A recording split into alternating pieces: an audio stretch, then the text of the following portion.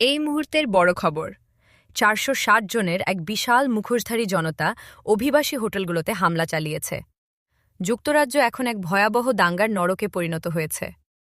রদারহ্যাম এবং ট্যামওয়ার্থের রাস্তায় প্রায় ৪৬০ জন মুখোশধারী দাঙ্গাকারীর একটি হিংস্র দল অভিবাসীতে ঠাসা হোটেলগুলোতে প্রচণ্ড আক্রমণ চালিয়েছে। মাত্র কয়েক সেকেন্ডের মধ্যে ব্যারিকেড ভেঙে চুরমার করে দেওয়া হয়েছে, পুলিশের ব্যূহ গুড়িয়ে দেওয়া হয়েছে। ইট পাটকেল, আতশবাজি আর চরম আক্রোশের মুখে পুলিশ পিছু হটতে বাধ্য হচ্ছে।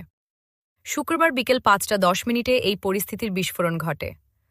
লাগামহীনভাবে নথিপত্রহীন অভিবাসীদের আগমন এবং ক্রমবর্ধমান ছুরি হামলার ঘটনায় ক্ষুব্ধ স্থানীয়রা প্রতিবাদকে সরাসরি যুদ্ধে রূপান্তর করেছে।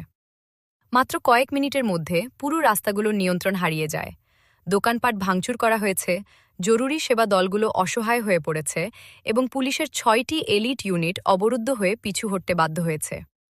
একজন দাঙ্গাকারী চিৎকার করে বলছিলেন, "আমাদের ধৈর্য শেষ, ব্রিটিশদের রক্ত ঝরার আগেই এদের ফেরত পাঠাও।"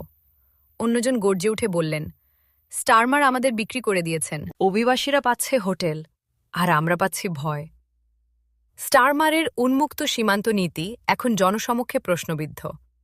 যখন স্থানীয় সম্প্রদায়গুলো নিজেদের পরিত্যক্ত মনে করছে, তখন নবাগতদের আবাসনকে অগ্রাধিকার দেওয়া এবং পুলিশের পক্ষপাতমূলক আচরণ, টু টিয়ার পুলিশিং, স্পষ্টভাবে ফুটে উঠেছে।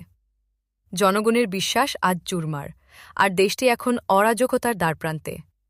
ইন্টারনেটে মুহূর্তেই ভিডিওগুলো ছড়িয়ে পড়ছে।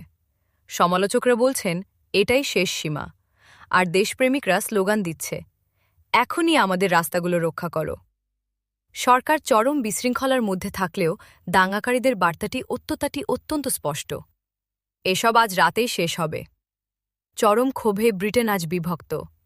অভিবাসী সংকট আগ্নেয়গিরির মতো ফেটে পড়েছে এবং রাজপথ এখন জ্বলছে।